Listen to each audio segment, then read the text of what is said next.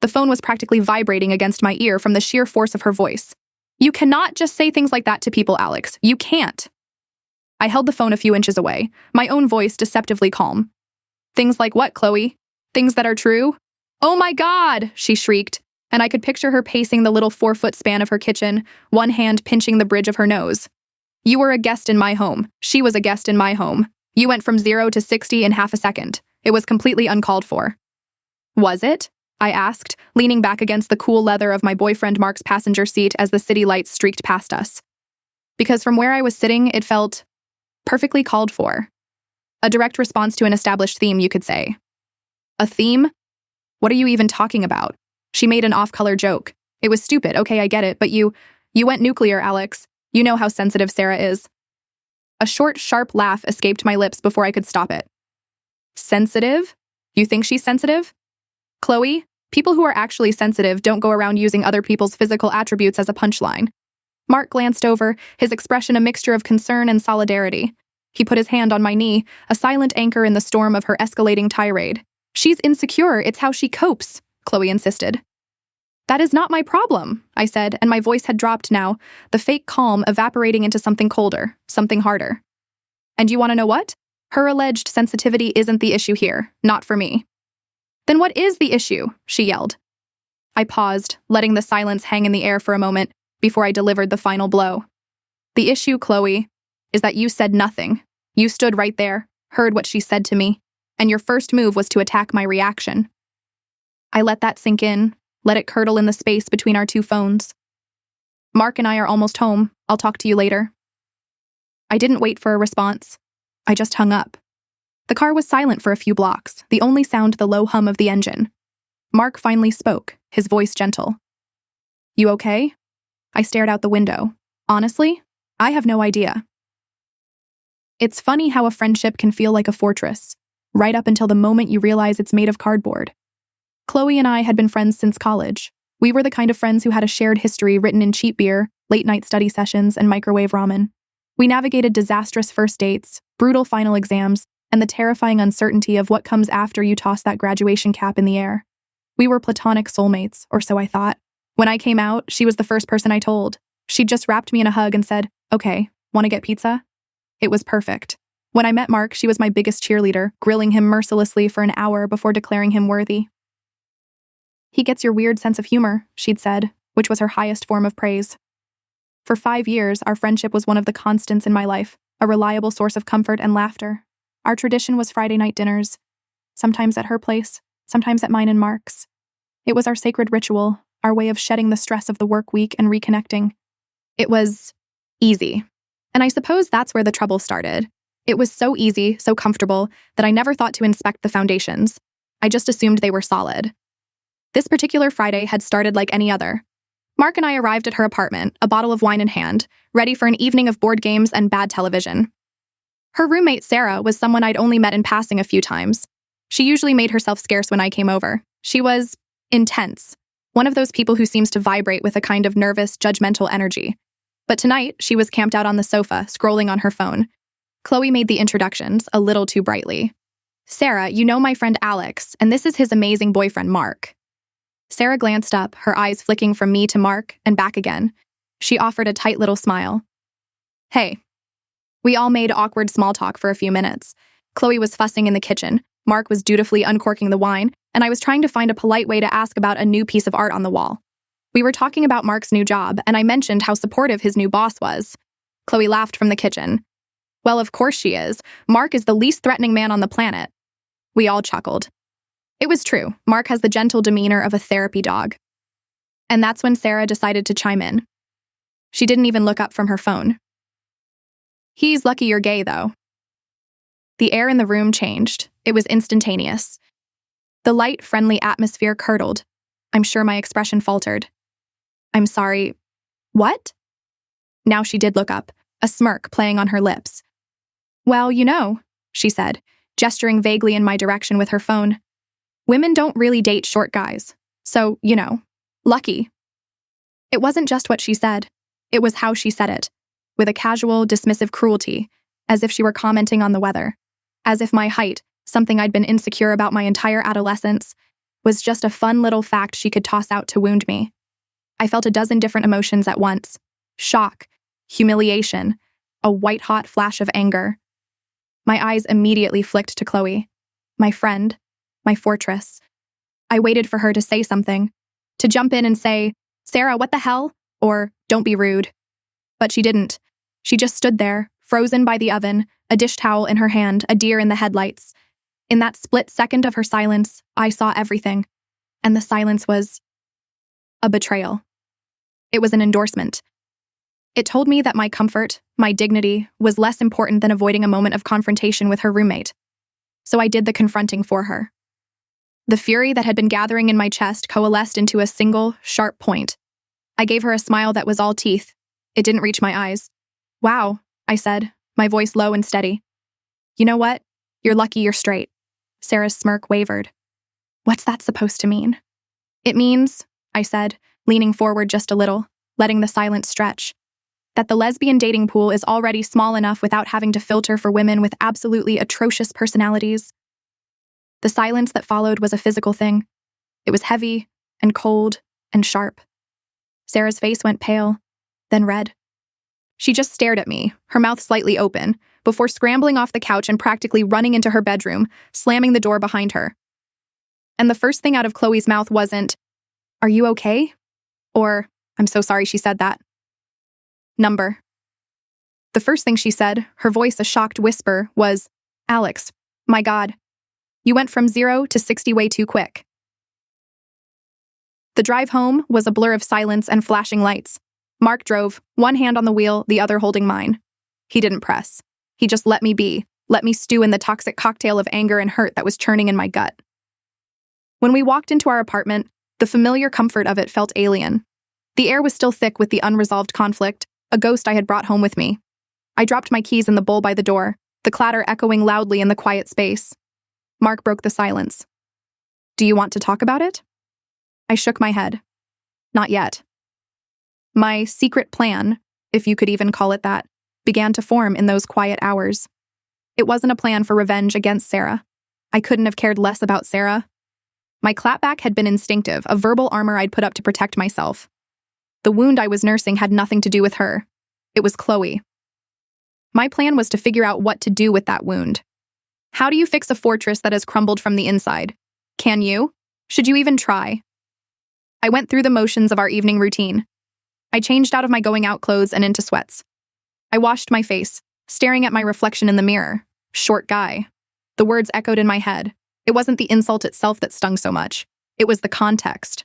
For years, I'd fought to build a life where I felt secure, where my height was just a number on my driver's license, not a definition of my worth. My relationship with Mark was a huge part of that. He loved me. All of me. Not despite my height or because of it. He just loved me. And that love had been a shield.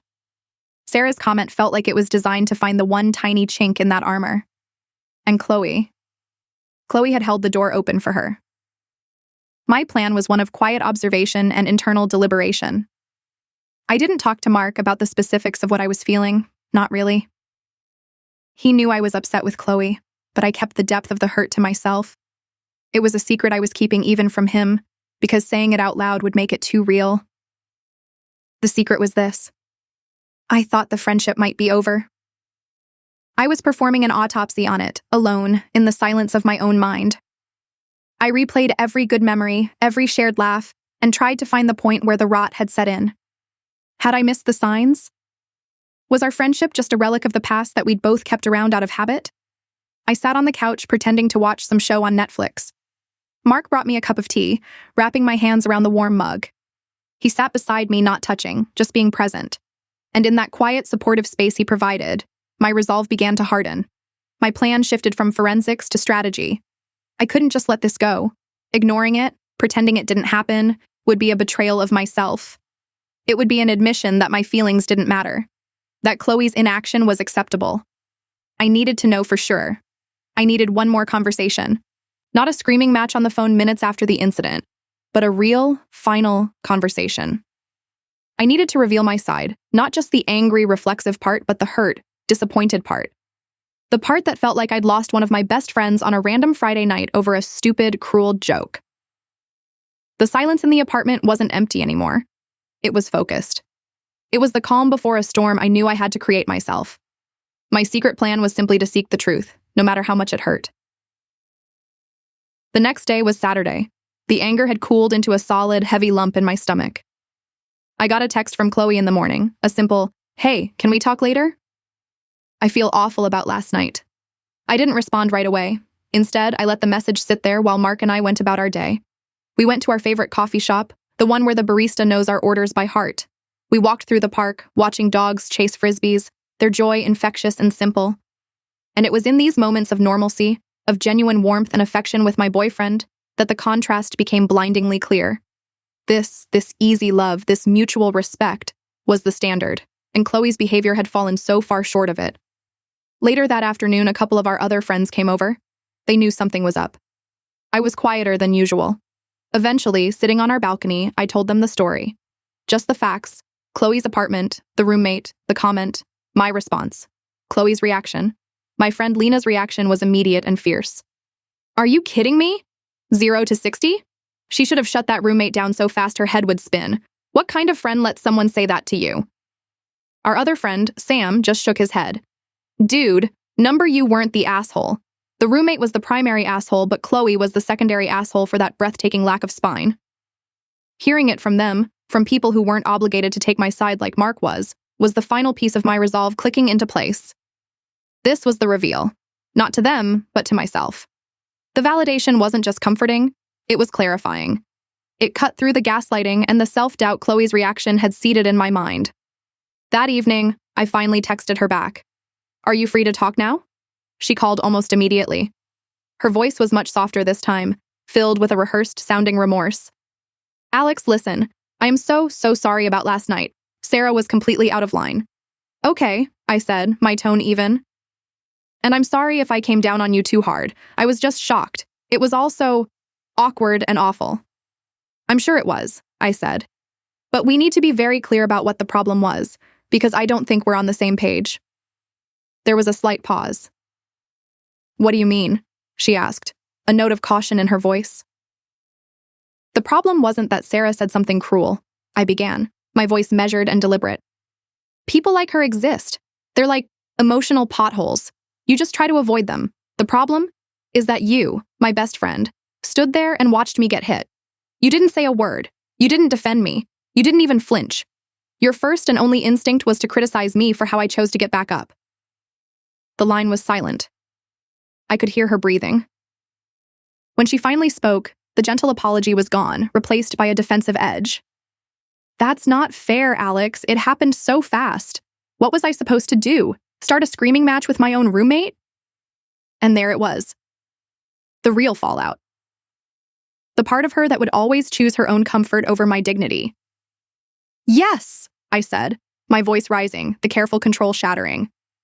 "Maybe you were. Maybe you were supposed to show the person you call your best friend that you actually have their back. Maybe you were supposed to say, 'Hey, that's not cool, Sarah,' instead of letting me twist in the wind and then scolding me for fighting back. It's not about starting a fight, Chloe. It's about showing you give a damn." "I do give a damn," she shot back, her voice now just as loud as mine. "But you made it 1,000 times worse with what you said to her. It was a disproportionate response." "A disproportionate response?" I was almost shouting now, pacing my own living room. Mark was watching me from the kitchen, his expression pained. "She took a shot at a lifelong physical insecurity. In my world, that opens the door for a shot at a lifelong personality flaw." "Welcome to the concept of consequences, Chloe. She didn't like them. Too bad." "You don't get to be the arbiter of consequences for everyone, Alex. You were a guest. You showed me no respect by escalating things that way in my house. And you showed me no respect by allowing me to be insulted in your house," I roared back. "So I guess we have different ideas of what respect looks like." The conversation devolved from there into a mess of accusations and deflections, ending with her screaming that I was an angry, vindictive person, and me telling her that she was a coward. It was ugly.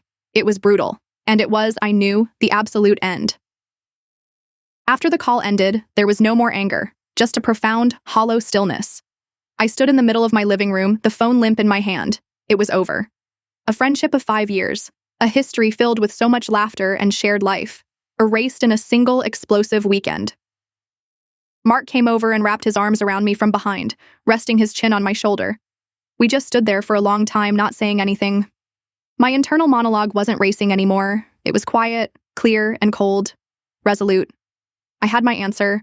The standoff was over because I had chosen to walk off the field. I had stood my ground not just with Sarah, but with Chloe. I had defended not just my own honor, but my right to be angry. I had refused to swallow her narrative that my reaction was the original sin. My comment to Sarah may have been the match, but Chloe had spent years soaking the floor in gasoline without either of us noticing. She had shown me who she was in that moment of silence, and I had chosen to believe her. The loss felt real and sharp. I would miss the friend I thought I had. I would miss the easy Fridays and the inside jokes. But I knew, with a certainty that settled deep in my bones, that I could not and would not be friends with the person she had revealed herself to be. A friend who prioritizes an abrasive roommate's comfort over your dignity isn't a friend. They are a spectator to your life, and worse, a critic of your pain. A friendship that requires you to quietly absorb insults for the sake of keeping the peace isn't a friendship. It's a hostage situation. I didn't fight to save it because I realized, finally, that there was nothing left to save. The fortress was never a fortress. It was a movie set, and I had just walked behind the facade. And that's okay. It hurts, but it's okay. Sometimes you have to burn a bridge to stop the poison from crossing. My final word on the subject wasn't spoken out loud. It was a quiet thought that settled in my heart as I leaned back into Mark's embrace. I would rather have an enemy who is honest about their contempt than a friend who is silent in the face of it. So now I have to ask. I know how my real friends see it. I know how my boyfriend sees it. But I need an unbiased perspective. Was I the asshole for what I said to Sarah? Or was my reaction, however sharp, simply the unavoidable symptom of a much deeper problem?